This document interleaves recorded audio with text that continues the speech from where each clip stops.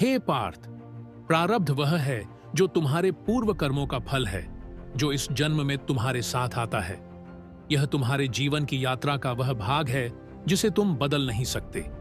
यह वह बीज है जो पूर्व जन्म के कर्मों से बोया गया है और अब फल स्वरूप प्रकट हुआ है। लेकिन इसका यह अर्थ नहीं कि तुम इसका दास हो। सुनो मेरी बात को ध्यान से। प्रारब्ध तुम्हारे सामने एक परिस्थिति की भांति आता है, परंतु तुम स्वयं उसके प्रति क्या प्रतिक्रिया देते हो, यह तुम्हारे वर्तमान कर्मों पर निर्भर करता है। तुम्हारे कर्म, तुम्हारी बुद्धि और तुम्हारी शक्ति से प्रारब्ध का सामना करने की क्षमता तुम्हारे ही हाथ में है। याद रखो, प्रारब्ध केवल तुम्हें चुनौती देता है, लेकिन यह तुम्हें बांध नहीं सकता।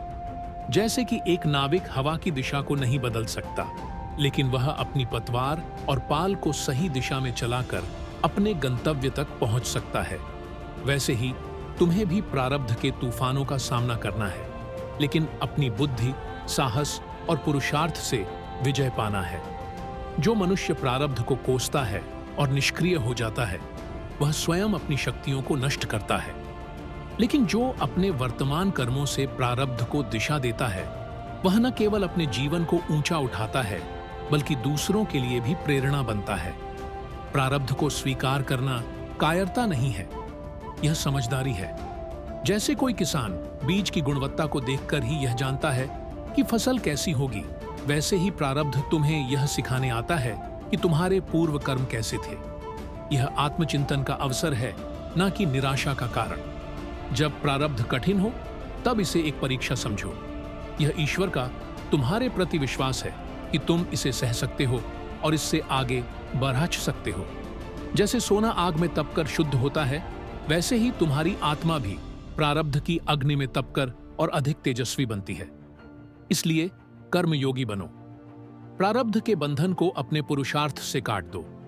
प्रारब्ध का फल भोगना तुम्हारा कर्तव्य है, लेकिन तुम्हारे कर्म ही तुम्हारे भविष्य का निर्माण करेंगे। प्रारब्ध को हार या जीत का पैमाना मत बनाओ। यह तो केवल एक सीढ़ी ही है जो तुम्हें ऊपर उठने का अवसर देती है। यदि यह तुम्हारे लिए कठिन है, तो समझो कि यह तुम्हारी आत्मा को और अधिक शक्ति देने आया है, और यदि यह सरल है, तो इसे ईश्वर का आशीर्वाद मानकर आगे बढ़ो। ईश्वर ने तुम्हें यह जीवन दिया है, इसलिए हर परिस्थिति में उसी पर विश्वास रखो। प्रारब्ध को स्वीकार करो, लेकिन उससे बंधे मत रहो। जो स्वयं पर विश्वास करता है, ईश्वर भी उसकी सहायता करता है। अंत में यह स्मरण रखो कि प्रारब्ध केवल एक अध्याय है, पूरी पुस्तक नहीं। यह तुम्हारी यात्रा का एक भाग है, पूरा मार्ग नहीं। तुम्हारा लक्ष्य यह है कि अपने कर्मों से इसे दिव्य बना दो। तुम्हारा पुरुषार्थ ही तुम्हारा सच्चा धर्म है। इसलिए उठो, खड़े हो जाओ और अपने कर्मों से प्रारब्ध को नया स्वरूप दो। अब तुम्हें क्या करना है, यह मैं तुम पर छोड़ देता हूं, पर मेरी यह बात गांठ बांध लो। प्रारब्ध तुम्हारे सामने है, लेकिन तुम्हारी विजय तुम्हारे हाथ में है।